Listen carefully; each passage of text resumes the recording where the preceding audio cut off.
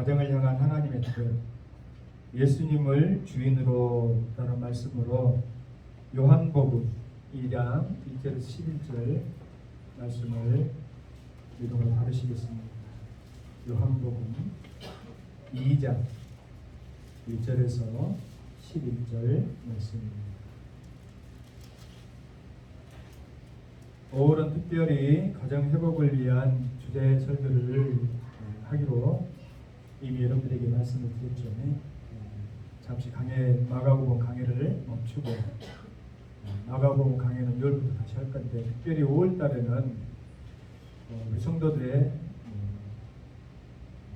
가정, 우리 교회 믿음으로 하나 되어지고 회복되어지기를 바라는 간절한 마음으로 주제 설교를 하도록 하겠습니다. 요한복음 2장 1절에 11절이니까 기도합니다. 사흘째 되던 날 갈릴리 가나에 혼례가 있어 예수의 어머니도 거기 계시고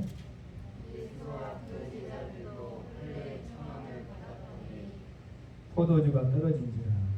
예수의 어머니가 예수께 이르되 저들에게 포도주가 없다 하니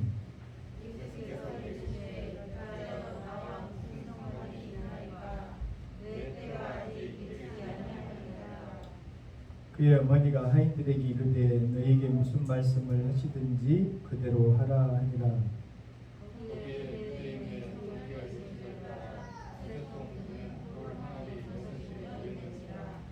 예수께서 그들에게 이르시되 항아리에 물을 채우라 하신즉 아기까지 채우니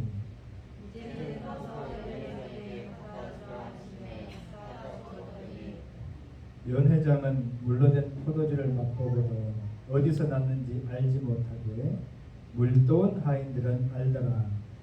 연회장이 신랑을 불러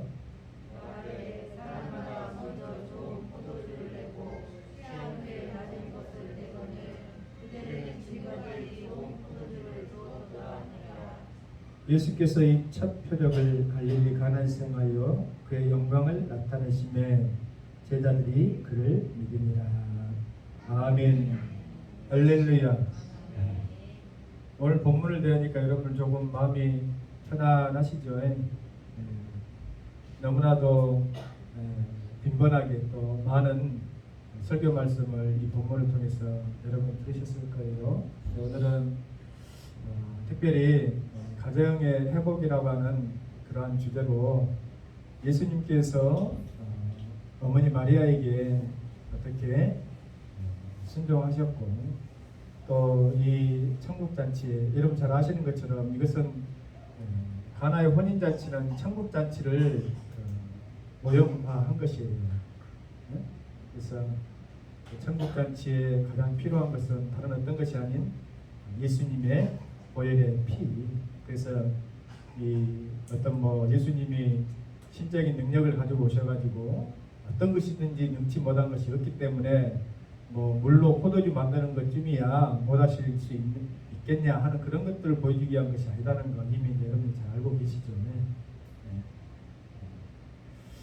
그런데 여러분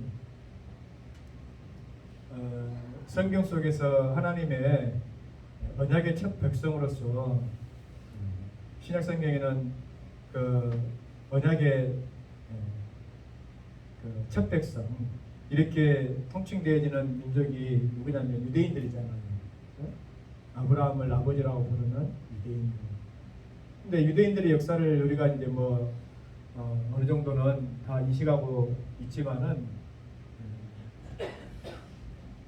예수님 그 당시에 로마인들로 인하여서 완전하게 그들이 파괴가 되어지고 디아스포라 되어져서 유대인 민족들은 그 나라를 잃어버리게 되어집니다. 민족이라고 하는 어떤 부심처는 있으나 그들이 함께 거주하고 살아갈 영토는 잃어버리죠. 잘 아시는 것처럼.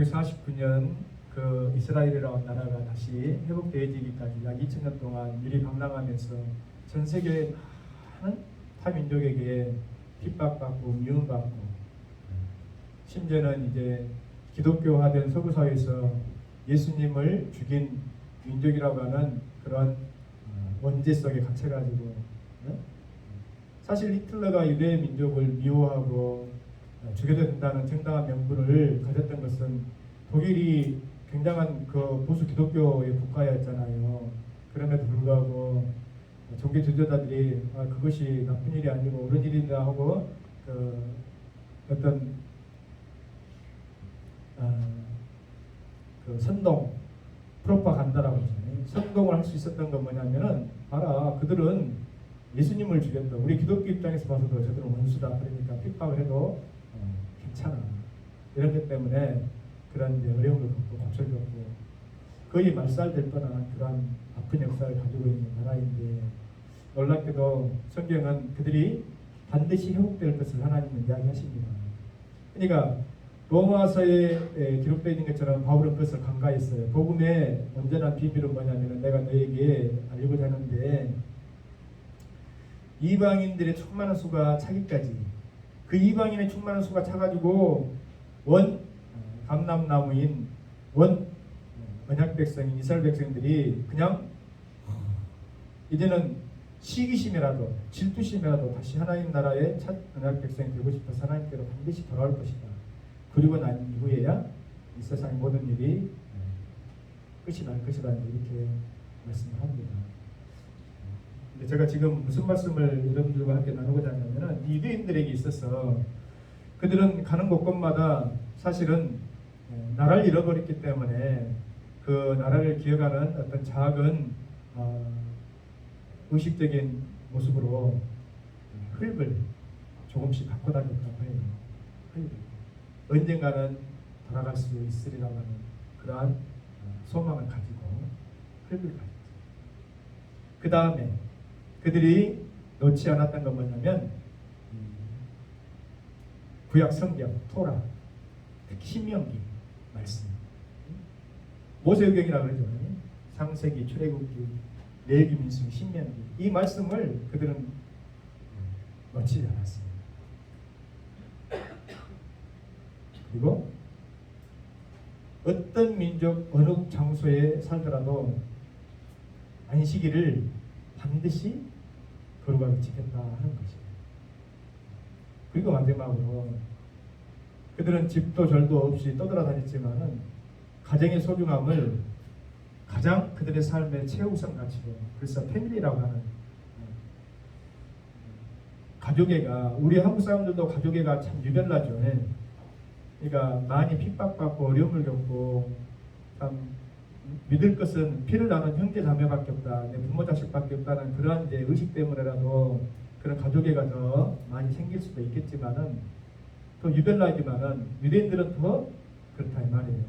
그래서 나라는 잃어버렸지만 흙은 간직하고 있었고 성전을 그들이 하나님 앞에 온전히 예배드리지 못함으로써 철저히 파괴되어져서 끝나버리는 것 같았지만 말씀을 지키고 있음으로 인해서 신앙을 지킬 수가 있었고 안식일을 기억하여 그렇게 지킴을 통해서 하나님과의 만남을 잃지 않았기 때문에 그들이 다시 회복이 되어질 수 있었다는 것입니다.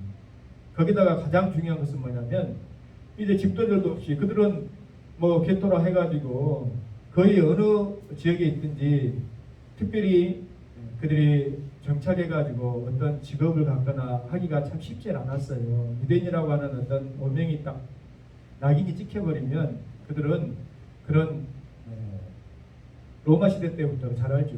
추방되어 버리고 기독교인들 특히나 기독교인들 같은 경우는 그 공동체에서 커뮤니티에서 추방되어졌기 때문에 안정적인 어떤 직업을 갖지 못해요. 그러니까 할 수 없이 찾고 행했던 것이 뭐예요? 유대인들이 아주 이 셰익스피어에 보면은 고리 대금업 하는 샤일록 그 사람이 유대인이잖아요. 그럼 고리 대금업을 할 수밖에 없거든요. 금융적으로 굉장히. 근데 작금이 와가지고는 세계 자본주의를 이렇게 좌지우지하는 막강한 배후 세력이 되어진 것이 유대 자본주의다 이 말이에요. 그러니까 하우스는 없어도 포문이 있었다 철저하게. 근데 보면은 여러분이 네 가지를 보더라도 우리가 하나님 앞에 우리의 신앙이 우리의 가정이 회복될 수 있는 본질을 얼핏 살펴볼 수가 있을 것 같아요. 뭐냐면은 우리는 큰 하우스를 원하잖아요. 펜트하우스니 목사님 우리 그렇게 허망한 사람들 아닙니다. 네. 그냥 우리는 꿈이 소박해가지고 남들 사는 그냥 한 35평 정도. 난 다 바라지도 않습니다. 무슨 펜트하우스입니까? 35평 정도. 방 3개 있고 화장실 2개 있는 정도. 그 정도면 저는 만족합니다. 그 정도 하우스예요, 하우스. 예전에 제가 가끔 TV를 보면 여러분들에게 제가 TV를 보면 하면서 이야기하는 것은 목사님이 말씀은 안 보고 맨 TV만 본갑다. 네, 그런 생각 혹이라도 가지면 안 됩니다. 가끔 시간 나면 보는 거예요. 근데 목사의 시각으로 보기 때문에 그것이 설교에 인용이 되어지는 것 뿐이야.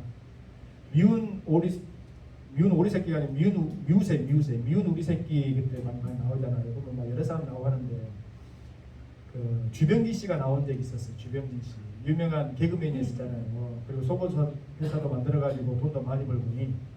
근데 그분도 알고 보니까 첫사랑이 실패했어.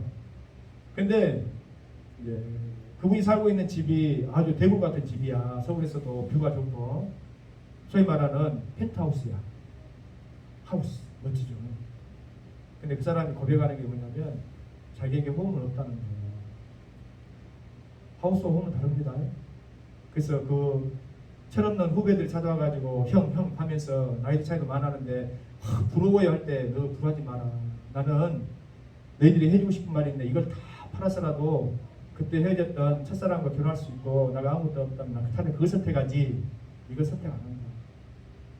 그 대구같이 막 방이 막 뒤에서 게 되어지고 막 테라스가 막 높고니 네? 부러워하는 우리가 소위 부러워하는 근데 나중에 잠을 어디서 잔지 압니까? 소파에서 자요.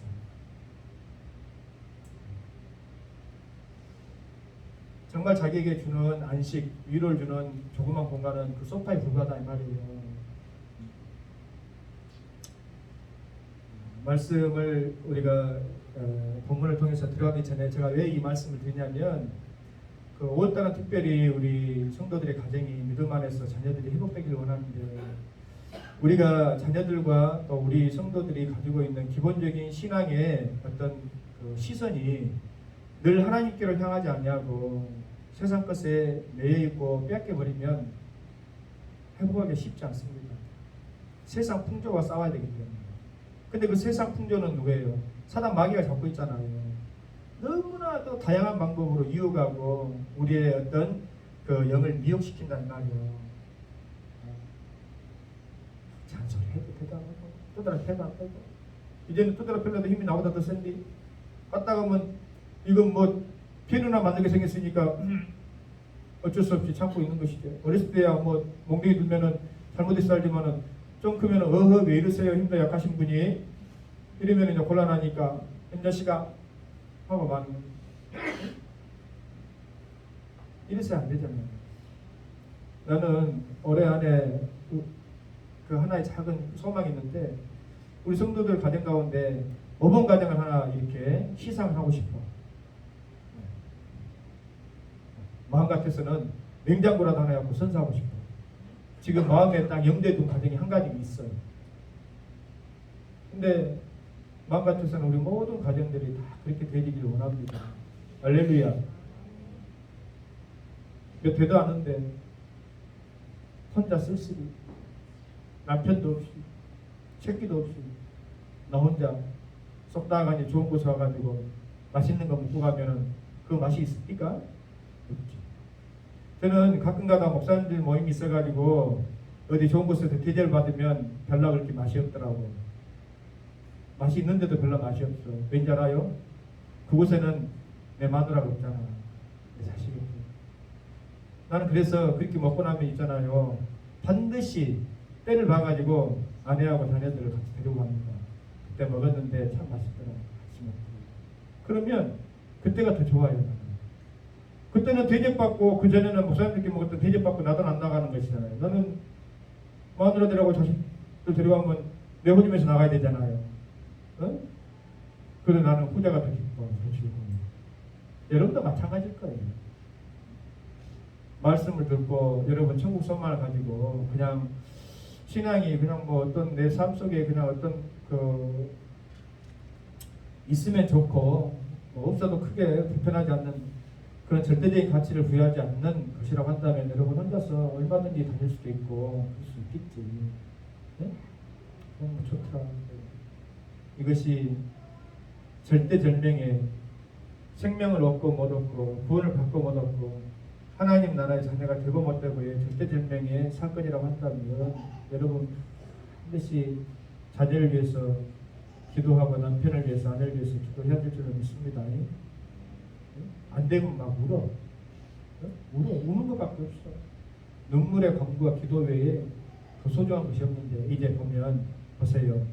오늘 이 본문 말씀 여러 개 우리가 아주 친숙한 이 본 말씀을 택한 이유는 뭐냐면 예수님이 어찌하든지 모든 삶 속에 주인공이 되셔야 예수님 개입하여 주셔서 역사하는 삶이 되어야 우리 인생의 부족함이나 또 편협함이나 어리석음이 깨어진 줄로 믿습니다. 여러분 어떤 인생이든지 문제없는 인생, 문제점 없는 인생. 엊그저께 또 어제 참 충격을 받은 목사님은 왜 이렇게 심성이 여릴까? 작은 일도 충격을 받아고 우리 시대에 참 유명한 예배였던 강수현 씨가 우리 어머니와 똑같이 심정지로 3일 만에 병원 실려갔는데 우리 어머니도 그랬거든요. 3일 만에 심정지라고 하나 소천하셨는데 똑같아요. 심정지로 머리야 죽고 이렇게 힘들대하고는 심정지하고는 괴롭다 해가지고 딱 실려갔는데 심정지 와가지고 딱 하니까 이미 그 골든타임을 놓쳐버린 거예요. 이근희 씨도 그랬죠. 근데 뭐 워낙에 그분은 돈이 많으니까 뭐 어떤 가정 방법으로 하려고 했어도 안 됐잖아. 이미 심정지 와가지고 뇌 속으로 3분 이내에 공급이 되지 않으면 살아도 식물인 거 아니에요. 그런 걸 다시 보면서 세상에서 얻은 그 많은 부귀영화 뭔 소용이 있을 거냐. 할렐루야. 목사님 그런 소리 마십시오. 지어냈으니까 누려봤으니까 그러지 우리도 누리도 못하고 그건 뭡니까? 누릴 수 있는 게 아닙니다. 정말 참 복은 예수 그리스도 안에서 주시는 은혜임을 여러분들 아셔야 될 줄 믿습니다. 아무리 꽉 잡으려고 쥐려고 해보시오. 손 틈 사이로 나는 그냥 힘을 꽉 잡아가지고 안 빠져나갈 것 같죠. 다 빠져나가. 내가 힘주면 힘줘서 다 빠져나가. 근데 애들한테 두 손 벌려 받아봐 할 때는 이렇게 손을 이렇게 벙벙하니 다 빠져올 것 같아도 오히려 벙벙하니 가볍게 이렇게 딱 벌릴 때 더 흡법 받아 누릴 수가 있잖아요. 하나님 주시는 축복의 원리예요 사실. 움켜지면 움켜질수록 더 많이 줄 것 같지만 여러분 예수님과 어머니가 어떤 갈릴리 가나에 혼인잔치에 청함을 받았어요. 청함을 받았다는 것은 주인공이 아니겠죠. 손님으로 청함을 받았어요. 근데 예수님의 어머니가 보니까 그 집에 가가지고 하인들에게 이래라 저래라 하는 그런 모습을 보인다 이 말이에요. 예수님의 어머니가 어떤 위치고 관계였길래 그 집에 하인들에게 이래라 저래라 할 수 있었을까? 아마 성경신학자들은 가까운 친척이었지 않는가. 어머니 쪽 친척이었을 것 같다. 그러니까 뭐 말하자면은 고모랄지 이모랄지 하면은 여러분 대수사가 있으면은 대부분 정작 당사자들은 막 정신이 없고 이리저리 막 마음을 뺏기잖아요. 근데 그쪽에서 좀 이렇게 이모나 고모님들이 이래라 이렇게 각을 잡아주는 분들이 각단지게 일에 순서나 정리를 해주시는 분들 있잖아요. 그래야 일이 돌아가. 다 우왕좌왕 해가지고는 뭐 일이 안 돌아가죠. 근데 이제 아마 예수님의 어머니도 아마 이런 관계였지 않았을까 하는 생각이 드는 것이에요. 왜냐하면은 유대 혼례 의식에 의하면은 이 잔치집에 포도주가 떨어져서는 안 되잖아요. 이것은 뭐 천국에 관한 어떤 모형이라는 것은 이미 우리 성도들께서 인지하고 계신 바 되어진 것 있지만은 오늘은 그런 관점에서라기보다는 예수님이 어머니에게 어떤 순종의 자세를 보였고 또 그 순종의 자세를 통하여서 어떤 역사가 일어났는가 하는 관점으로 좀 살펴볼 수 있길 바랍니다. 그런데 마리아의 그 말씀이 조금 여러분들이 보기에 따라서 이상한 것이, 아니 혼인잔치에 가가지고 포도주가 떨어졌으면은 연회장이나 그 신랑 대지는 신랑 주인에게 아이 포도를 떨었어요. 큰일 났어요. 왜 놓칠래? 그것은 그 가정의 평판과 그 혼례식의 성공과 실패를 어찌 보면 좌우하는 것이 되죠. 전라도에서는 홍 빠져보면은 먼 놈의 자칫집에 홍어가 없단가. 이웃에는 서대가 빠지면 안 돼. 여수는 서대. 본사님 그래 안 그래요? 이쪽 사람들은 서대회를 잘 모르더라고. 옛 사람들은 서대 진짜 맛있는데 왜 살살 녹아요. 홍어, 야 목포 사람들이 홍어 하지만 홍어는 잽도 안 돼요. 서대에 비하면은. 미안합니다. 그쪽 출신들. 개인적인 입맛이니까 뭐 호불호를 이야기하면 안 돼. 홍어회가 더 나서. 그 다음에 개인적으로 사실은 서대 복심. 잔치집에 빠지면 안 돼요. 빠져버렸어. 에이, 그지 못 쓰겠대. 아니 세상 사람들 초대해놓고 말이여. 그 회도 하나 안 해놓고. 그러면 안 되잖아요. 좋은 마음을 갖는 거예요. 유대인의 혼례의식에 있어서 이 포도주라는 것은 절대 떨어지거나 빠져서는 안 됩니다. 그러니까 미리 넉넉하게 유럽게 이미 준비를 해놨어야 되는데 어찌됐든 빠져버렸어. 떨어져 버렸다 이 말이에요. 어쩌게 큰일 났죠. 그런데 예수님께 뭐라고 이야기하죠? 응? 예수께 이르되 아이 저들에게 포도주가 없다잉. 우리 전라도 말로 하면 엄마가 그랬다 이 말이에요. 아들이니까 아이 예수야 이제 저 집에 자칫집 포도주를 먹고 찍거냐 하니까 여자여 이 일이 나와 무슨 상관. 근데 우리가 성경 보면 이것이 이제 여자여 하니까 아 예수님 상당히 불순하고 전라도 말로 좀 싸가지가 없네. 어찌 엄마한테 여자여 건다요? 기독교는 다 좋은데 말이야. 이런 것이 좀 마음에 안 들어. 제사도 안 지내게 하고 못 지내게 하고 뭔 엄마한테 여자여 그랬다요? 무식한 소리야. 언어를 모르니까 하는 소리인데 헬라적인 원어에는 뭐냐면 여자라고 하는 것은 그냥 여자로 이렇게 한글로 이렇게 분석이 되어 있지만은 귀내라고 하는 그 여성형의 그 존칭어인데 귀나이라고 하는 그 귀부인이나 왕후에게 부른 호칭입니다. 그러니까 단지 한글 성경에 번역되는 것 좀 여자여 해서 짜식이 말이요. 어찌 엄마한테 여자여 그랬다냐 그것이 아니에요. 근데 이제 이 뉘앙스를 보면 예수님께서 어떤 마음의 심중의 계획을 가지시고 어머니 왜 저한테 이것을 물어보십니까? 근데 어머니는 저한테 물어보기는 물어보시지만 이미 제가 어떻게 행하실는지 알고 계시는 눈치시군요 하는 그런 뉘앙스가 있다 이 말이요. 그러니까 봐보세요. 이렇게 이야기해놓고 어머니 귀나이 이 일이 나와 무슨 상관이 있습니까? 하면 됐잖아 그렇지 참 내가 지금 정신이 없다고 나한테 괜히 이야기했는가 보다 하는 것이 아니고 하인들에게 이르되 너에게 무슨 말씀을 하시든지 그대로 따라서 해라 이렇게 이야기하잖아요. 그래서 이미 예수님이 어떤 대비책이 있을 거라고 하는 것을 어머니 마리아가 예측하고 있었다는 거예요. 순종하면 기적이 일어난다. 마리아가 이런 믿음을 갖기까지 이미 그 잉태할 때에 하나님의 음성을 들었기 때문이기도 하겠지만은 예수님은 예수님의 어렸을 때의 어떤 그 기록은 거의 나타나지 아니하고 6월절 그 12살 되어질 때에 예수님이 성전에서 잃어버렸던 그 사건만 기억해 돼요. 사복음서에 보면. 근데 그때에 다른 사람들 몰라도 어머니는 예수님의 그 말씀을 마음의 영대에 다 두고 있어요. 뭐라고 합니까? 내가 내 아버지 집에 있어야 될 것을 어찌 모르십니까? 아, 이는 내 몸을 빌어서 난 아들이라 하나님께서 성령으로 잉태하사 내게서 나신 하나님의 몸이라고 하는 것을 그때부터 자각하기 시작하는 거예요. 그러니까 이런 문제였던 그 대두가 되어졌을 때에 우리 성도들께서 예수님께 묻고 구하고 또 바라는 그러한 신앙으로 반드시 서 있으시기를 바랍니다. 기본이죠. 믿음의 사람들에게 있어서 누구에게 구할 거예요? 예수님께, 주님께 구해야죠. 근데 이제 보면 예수님께서 이것을 이미 떨어질 것을 아셨음에도 불구하고 이렇게 바라보고 계셨을까? 어려운 것이 아니죠. 어려운 것이 아니에요. 뭐예요?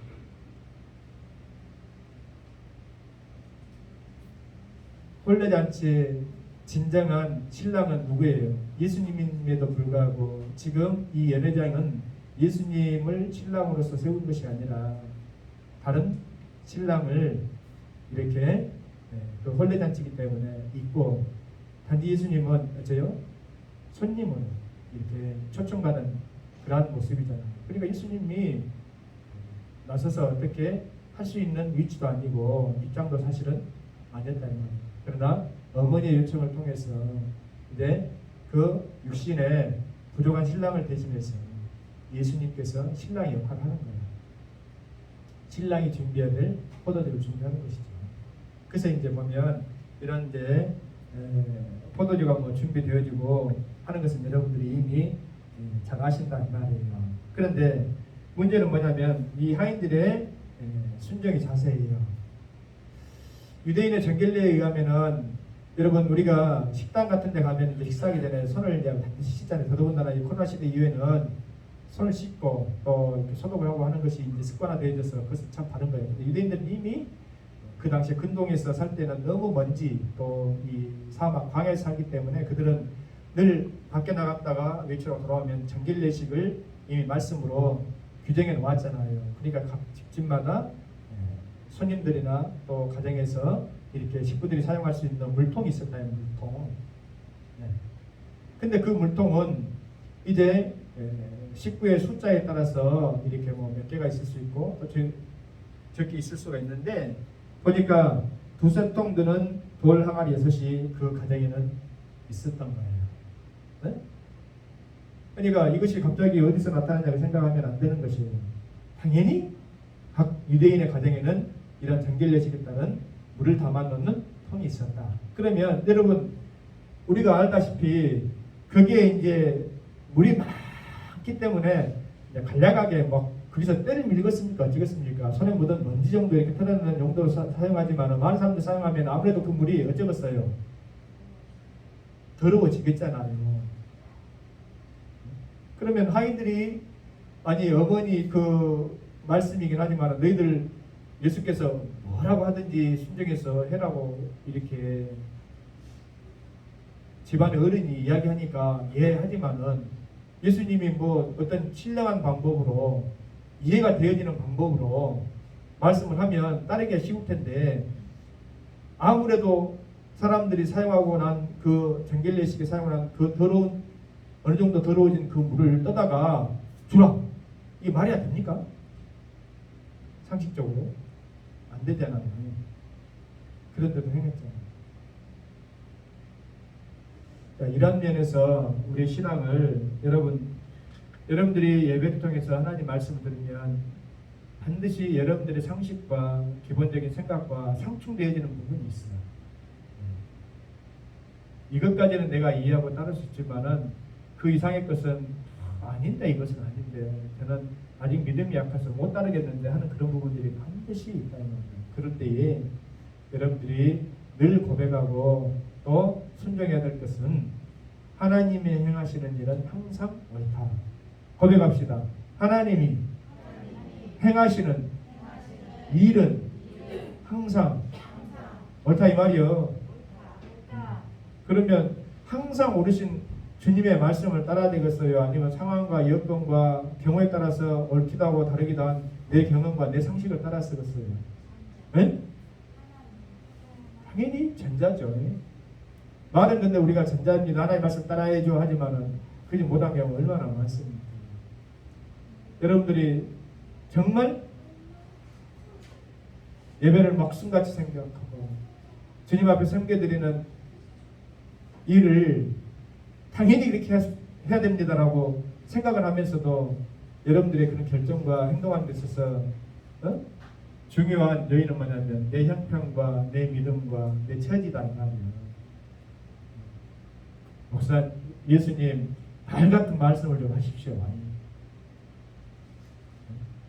없으면 없다고 좋게 그냥 이야기하면 될걸, 우세 한번 하면 될걸, 어찌고 저 정결통에서 쓰는 저 구정물을 갖다가 포도주라고 해서 갖다 준답니까?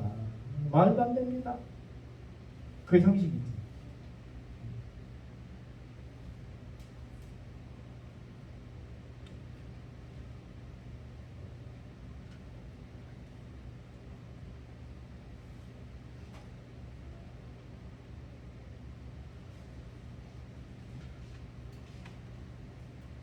부모님이 자녀들에게 잔소리 같은 말을 합니다.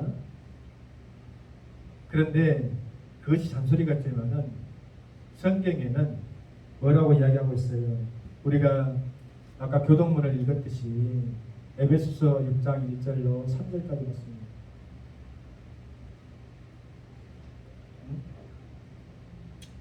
하나님께서 가정에 자녀들에게 복을 주시는 원리가 바로 담겨져 있다 이 말이에요. 하나님께서 우리 한번 같이 찾아봅시다. 아까 나와있던 교동문 98절 에베소서 6장 2절 3절 이야기입니다.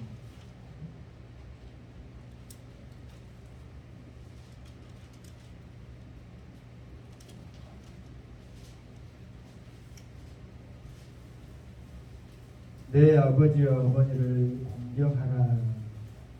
이것이 약속 있는 첫 계명이니 이로써 네가 잘되고 땅에서 장수할 것이다.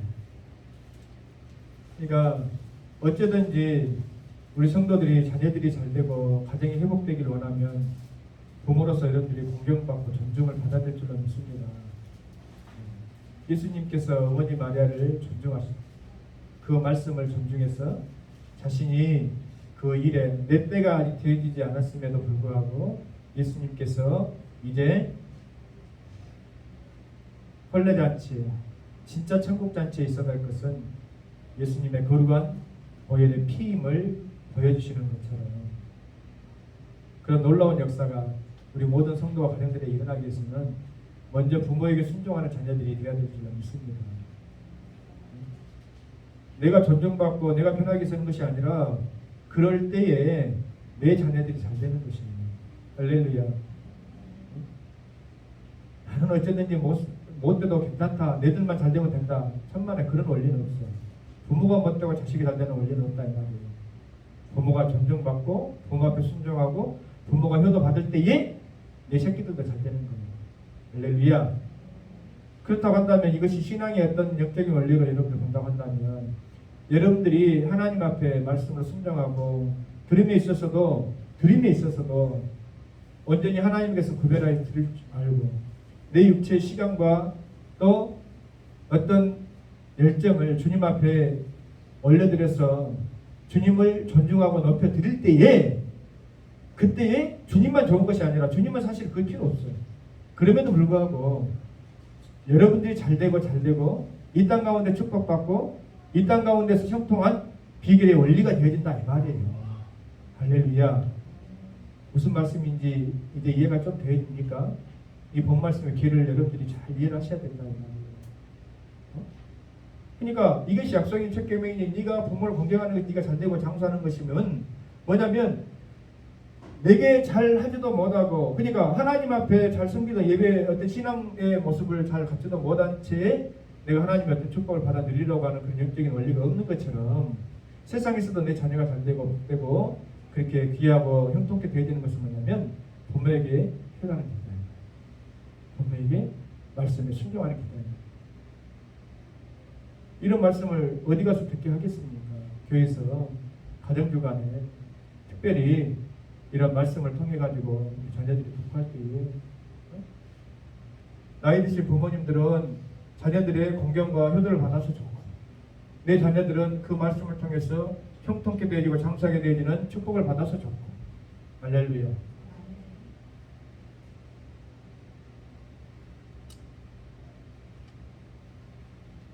그래서 각 가정에서도 교회에서도 마찬가지입니다. 자신의 생각과 다른 어떤 지시나 말을 한다 할지라도 늘 성경 이 교회에서는 아멘 아멘, 가정에서는 예 아니요가 아닙니다. 아멘 아멘 예 할 수 있는 우리 모든 성도들의 자세 태도가 되어야 된다. 할렐루야. 여러분 가정에서도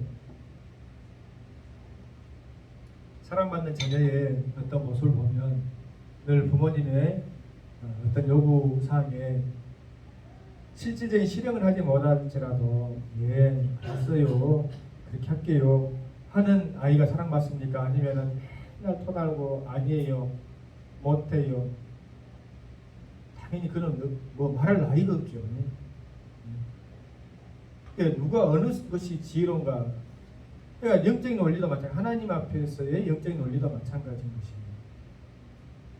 내가 믿음이 없어서 실행하지 못하고 감당하지 못했을 때는 주님 내게 믿음을 더하여 주소서 하면 되는 것이고, 나머지 거는 내가 감당하면 되는 것이고, 하면서 순종하면 되는 것이고, 섬기면 되는 것이고.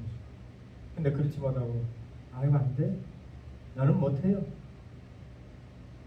그러면 이미 하나님께서 예비해 주신 그러한 축복과 은혜를 누릴 수 있는 싹이 어째요? 애시당초 달려버린 것이다. 그것은 아닙니다. 그래서 우리 모든 성도들과 또 교회는 무엇보다도 사랑과 또 칭찬, 또 순종이 가득한 교회와 가정이 되어주시길 바랍니다. 아멘. 사실 저도 이런 면에 있어서는 많이 회개하고 깎이고 다듬어지는 면이 있어요. 어느까지 내가 용납하고 인내해야 되나, 참아야 되나. 사실은 그런 부분 때문에 성도들도 많이 놓치기도 하고 또 상처받기도 하고, 여러분들에게 부끄러운 이야기지만은 제 친동생이 나주에 사는데 교회 왔다가 저한테 혼자 나가지고 그냥 가버렸죠. 모르는 분은 모르고. 원래 이제 막내들이 좀 그러긴 한데 우리 동생은 부모님의 사랑을 너무너무 많이 받았어요. 저하고 4살 차이 나는데, 근데 그 동생은 저를 굉장히 어려워해요. 왜냐하면은 저는 막 어떤 부분에서 마음에 안 들면은 막 지적질하고 너무 고쳐야 돼. 근데 저는 이제 그것이 정말 사랑하는 마음으로 했거든요. 그 동생은 그것을 받아들이지 못하고, 예배에 있어서는 마찬가지예요. 부모님 살아계실 때도 부모님은 늘 애타는 심정으로 기도하고 예배를 잘 못 드려도 말도 못하고. 저는 뭐 우리 새끼들도 마찬가지로 사장 없었잖아요. 한때는 너희랑 보라지는 음식이다, 정신 차리는 음식이다, 내 눈에 오는 자식이 남의 눈에 가고 혼자시던 음식 똑바로 해라. 너 하나님 앞에 일 제대로 못하고 어디서 배우고 이리 막 그냥. 근데 그날도 어째 좋았는데 반가운데 아니 게임을 하고 있고 속 터져 미쳐버렸어. 너 같으면 그냥 그래 할 텐데. 예배 끝나갔는데 불러다놓고 너 그런 모습으로 어떻게 지금까지 신앙생활을 했냐, 너 계속해서 그리 신앙을 할 같으면 이게 나올 필요 없다, 멀리서 나중에 형은 그거 용납하지 못한다. 나는 부모 같은 사람 나한테 줄 수 없다. 그랬더니 알았어요, 다시는 안 올게요. 지금도 후회돼. 후회는 돼 사실. 그때 그냥 내가 좀 더 참을 거예요. 지금도 연락하면 연락 받는 거 마음도 하고. 참 부끄러운 이야기죠. 육신의 형제관계에서 그럴 수 있어요. 자녀관계도 마찬가지. 예를 들어 회복이 안 되는 거 뭡니까? 우리가 잔소리로 어떤 지적질하고 너 그거 한단 말, 나 그게 안 된단 말다 좀 이렇게 하고 어디 됩니까? 끝없는 사랑, 결국은 하나님께서, 예수님께서 우리를 향해서 그렇게 참으시고 인내하시고 받아주신 그 영납하신 그 사랑 때문에 우리가 변화되어지고 무너지는 것 경험하듯이 마찬가지로 살아가면서 성질내고 꼬라내고 닌 그게 잘못됐어 어쨌든 해봐야 사실 안 됩니다. 안 돼. 알면서도 내가 예수님 사랑받고 용서받은 사람이니까 너도 언젠가는 자네도 언젠가는 당신도 내가 듣겠지. 안타까운 마음으로 그를 위해서 나는 눈물로 기도할 뿐이다 하는 것이 사실은 정답입니다. 그러니까 이제 보면 때에 따라 돌아서는 저것이 버릇없이 보이고 막 엉터리 같이 막 해도 그 순간만 제대로 해서 사실 보면 안 돼. 아이들 떠드는 거 뭐 이렇게 보면 당연한 거 아닙니까? 자랑을 보면 금지가 자라서 또 제목하듯이 한때는 막 애들은 막 떠들면 예비 시간에 말이야 왜 떠들고 그러냐? 왜? 똑바로 해라 똑바로. 재미없어요. 안아주고 품어주고 기도해주고. 그러니까 가정에서도 마찬가지예요. 우리가 가정에서 회복해주는 것은 내가 먼저 하나님 말씀에 순종하고 감당할 수 없는 것이라면 감당하고 그러면 자녀들에게 믿음의 본이 되어줄 줄 믿습니다. 사랑으로 용납해주고 기도해주고 그럼 언젠가는 변화될 줄 믿어요. 할렐루야. 그래서 무엇보다도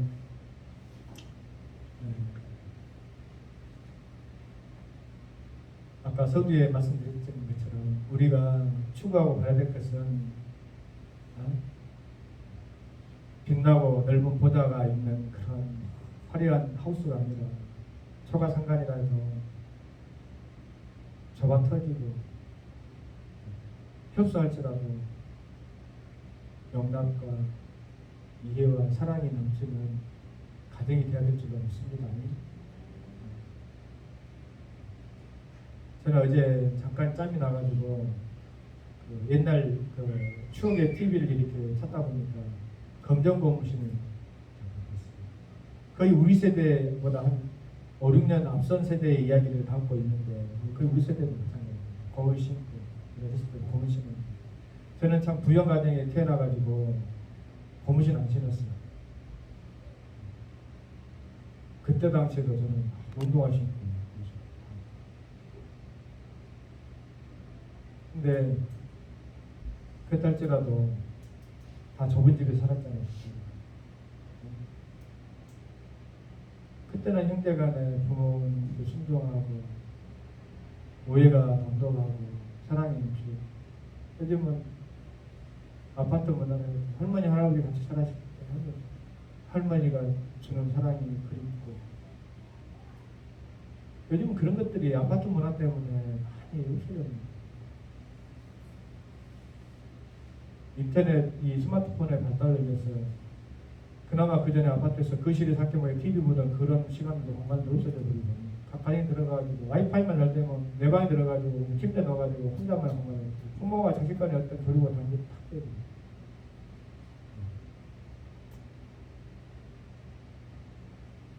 우리가 하나님 말씀으로 하나님의 온전한 사랑으로 회복되기 위해서는 무엇보다도 세상 풍조와 싸워야 됩니다. 결단해야 돼요. 어렸을 때 자녀들 절대 스마트폰 주지 마세요. 큰일 나요. 이 새끼들 뺏기고 세상 문화에 영적으로 도둑질 당하는 거예요. 근데 요즘은 믿음이 좋은 가정이고 없는 가정이고를 떠나서 세상 아이들은 뭐 더 말할 것도 전부 너나 스마트폰에만 단절이 교류와 정서적인 어떤 공감과 말씀의 교류도 없이 그러니까 사실은 그런 것들을 인정하고 현실을 인정하고 그래서 회복하는 것이 뭐냐면 가정예배예요. 가정예배. 어쩌든지 이제 작년 내에 돼가지고 저거들 뭐 할 수 없을 때인데 어쩔 수 없지만 어렸을 때라도 여러분 가정예배를 꼭 드리시기 바랍니다. 그때가 하나 되는 시간이에요. 언제 하나 되는 시간이 없잖아요. 또 따로 먹고 말씀의 결론을 냈습니다. 우리에게 주신 가장 좋은 포도주는 바로 예수 그리스도. 할렐루야. 네? 그래서 어찌 보면은 홀례라고 하는 것이 일륜지 대사인데 우리가 사람 사는 데 있어서도 가장 완성되어야 될 성공적인 어떤 일을 치러야 될 것이 홀례라고 한다면 우리가 영적인 일에서도 마찬가지로 예수 그리스도를 통해서 하나님 거룩한 신부가 되어지는 것이 우리의 하나님께서 가지고 계신 그 회복의 구원의 역사예요. 그렇다고 한다면 우리 가정의 자녀들에게 가장 좋은 포도주로 우리가 먹이고 또 준비해야 될 것 같은데 그 포도주는 예수 그리스도 예수님을 신랑으로 나의 구주로 삼고 섬기며 순종할 수 있는 우리 모든 성도들의 가정이 꼭 되어질 수 있기를 주님의 이름으로 당부드립니다. 그것이 문제 해결의 출발점이요 모든 것이지 믿습니다. 기도합니다. 하나님 아버지 무엇보다도 우리 사랑하는 성도들의 가정과 자녀들이 믿음 안에서 예수님으로 나의 구주 삼고 예수님으로 나의 구주일 뿐만 아니라 나의 마스터, 나의 마제스티 주인님으로 my Lord, 나의 왕으로 고백하며 또 그분이 나에게 주신 그 말씀에 순종하며 살아갈 수 있는 귀한 믿음의 모든 자들 되어줄 수 있도록 역사해 주시기를 원하오며 예수님 거룩하신 이름으로 축복하며 기도합니다.